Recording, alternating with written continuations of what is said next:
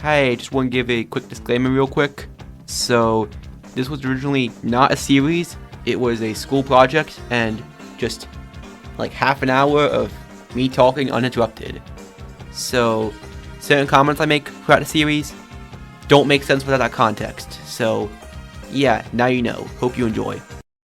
Nobunga's Ambition is a turn-based strategic role-playing game centering around the real-world historical conquest of Japanese warlord Oda Nobunaga. Pokémon is a multimedia franchise about children capturing fictional animals. I'm not gonna bother with the pretense that it's super surprising these two things crossed over because you've already sat through me doing this 6 times now.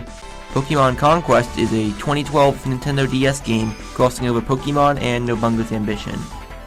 It has the same gameplay as the Nobunga's Ambition series, and similarly to that series features real-world historical figures as its central characters. Almost all of them have the same behaviors and motivations as they do in both real life and Nobunga's Ambition. The only major difference is that they are now Pokemon trainers and the Pokemon fight in war instead of them. The craziest part of all of this is that the game is actually good. I have played it, and despite lacking commercial success, critics also really liked it. This should not work. These two series have basically nothing in common, and this game actively spits in the face of the notion that two franchises need to have any similarities to make for a good crossover. It should be extremely tonally jarring and not be fun at all, but it works. Pokémon Conquest is a game that I would recommend even if you do not care about Nobunga's Ambition or historical fiction. I would say or Pokemon, but I doubt there are that many people in this room who care so much about a strategic role-playing game, but wouldn't have any interest in Pokemon. But I mean, yeah, if you don't care about Pokemon either, sure, go ahead. It's a fun game even if you don't care about any of the 3 things I just labeled.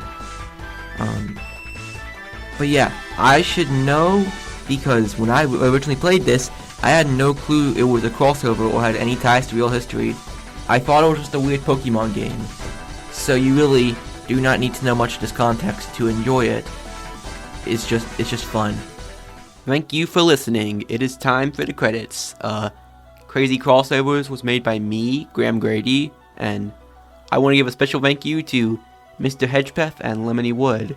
Mr. Hedgepeth is the teacher who was teaching the class I initially made this for, and he is in charge of Eagle Production Studios.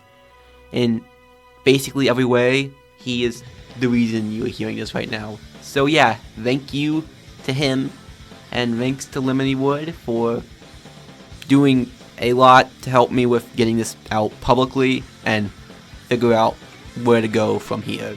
So yeah, I appreciate them both a lot. So yeah, thanks to them, and thanks to you for listening. I will see you later.